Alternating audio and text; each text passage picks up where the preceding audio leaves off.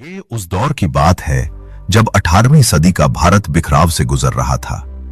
दिल्ली का तख्त कमजोर, मुगलों की पकड़ ढीली हो चुकी थी।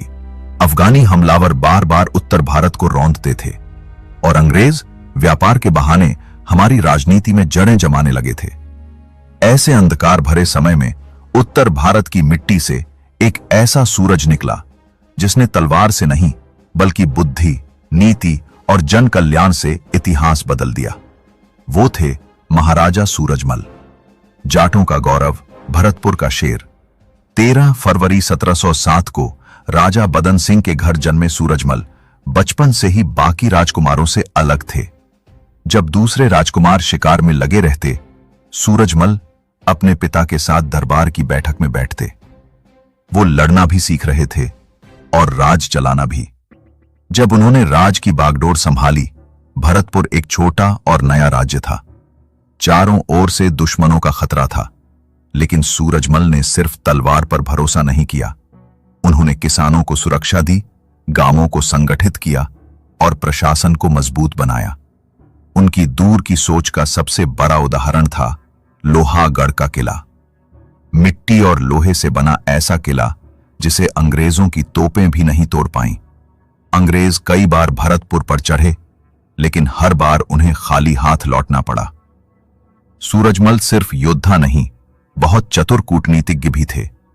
उन्होंने मुगलों से, मराठों से, राजपूतों से, सबसे समय देखकर रिश्ते बनाए, पर अपना स्वाभिमान कभी नहीं छोड़ा।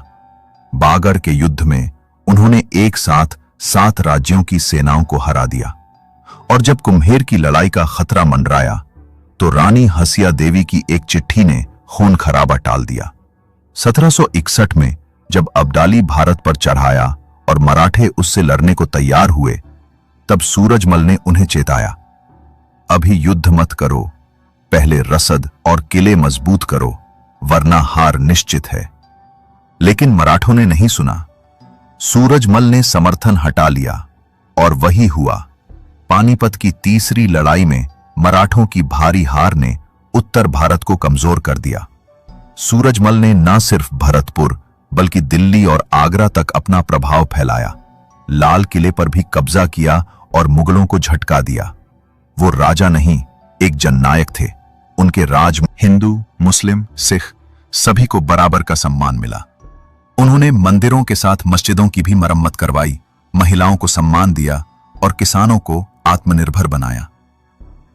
25 दिसंबर 1763 जब नजीब-उद-दौला के साथ युद्ध हुआ तो सूरजमल ने डटकर सामना किया, पर एक रणनीतिक घेराव में वो अकेले पड़ गए। फिर भी उन्होंने तलवार नहीं छोड़ी और आखिरी सांस तक लड़ते रहे। उनका साहस देखकर दुश्मन भी झुक गया। भरतपुर के लोगों ने कहा, सूरज तो डूब गया, लेकिन इसकी रोशनी हमेशा जिंदा रहेगी। आज भी उन्हें जाटों का अफलातून, भारत का गौरव कहा जाता है। उन्होंने सिखाया, राजा बनने के लिए ताज नहीं चाहिए, जनता का विश्वास ही असली ताज होता है। और जब भी वीरता, नीति और स्वाभिमान की बात होती है तो महाराजा सूरजमल को याद किए बिना इतिहास अधूरा रह जाता है। यदि आपको महाराजा सूरजमल की यह प्रेरणादायक गाथा पसंद आई हो तो कृपया वीडियो को लाइक करें। जय महाराजा सूरजमल लिखकर अपने सम्मान और गर्व की भावना प्रकट करें और ऐसी ऐतिहासिक कहानियों के लिए चैनल को सब्सक्राइब करना ना भूलें।